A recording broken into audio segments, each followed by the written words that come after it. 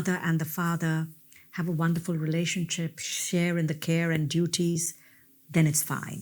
But in households where there's only one primary carer, where they see that either the mother...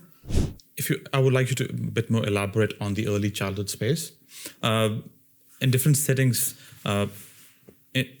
federally you call it ECEC, Early Childhood Education and Care. Yes. And some organizations treat the childcare business as more of an education business, and then some organization would assume that as a care business. And then how do you draw the line? What do you think for the young people, it's more of a care sector, or is it more of an education sector? So how do you draw the line, or is it a mix of both? Actually, from when the child could be 4 months to 6 months and is put into care, that is early childhood. That's an infant who needs care. And then up to about 3 years, that phase is where it's childcare. But when I was in Uganda, I had worked closely with a program, and it was called ECCD, Early Childhood Care and Development.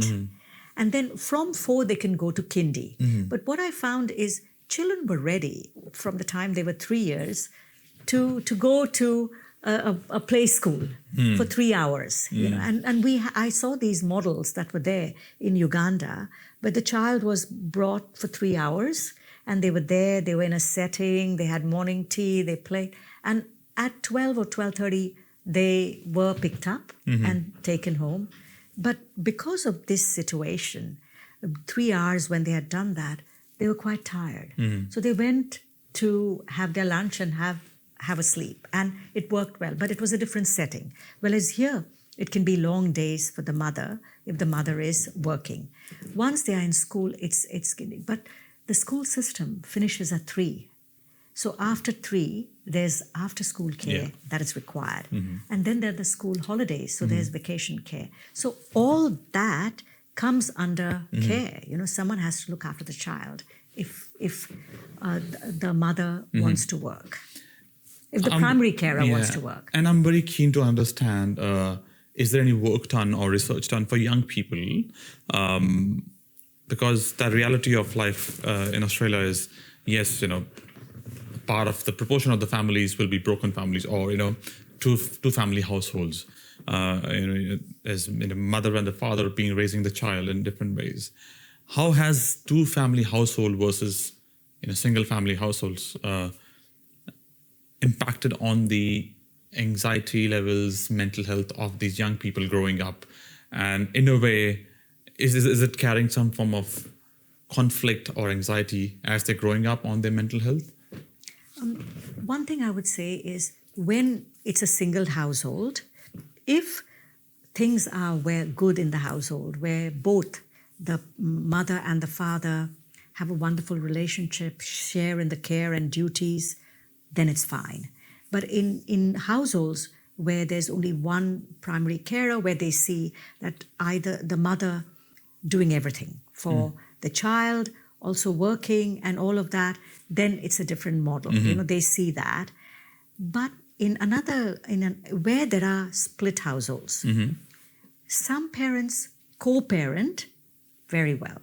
So where there's been a marriage breakdown, but they have co-parented really well, there's an excellent understanding. They say, okay, I will look after the child 1 week, you look after the child the other week, we'll also share the care during the holidays. If there's that clear understanding, and I've seen it in some cases, it works very well. They share everything, but when they have to share equally, then both the parents are able to come to that understanding, and at the same time, they contribute equally. But in many cases where the one parent might get the child only for a shorter period of time. So in cases where they might see the child for, say, 2 nights or 3 nights every fortnight, then it's different. So then the child is with the primary carer, with the mother in most cases, and then the mother disciplines the child and everything. Whereas if they're taken by the father only for a long weekend, then they're seen differently, they're perceived differently. So that's a different model where they'll grow up. But you see, what I always feel is when children have safety, they have security, and their needs are met, it's fine. But when it's an acrimonious separation where the parents are constantly fighting, then it has impacts. Because it has impacts on the mother, it has impacts on the father, and it has impacts on the child. It goes without saying when it's an acrimonious separation. So that's where I've seen it works really well when they co-parent very well. And they've said, yes, whatever it is, we'll do what is best for the children.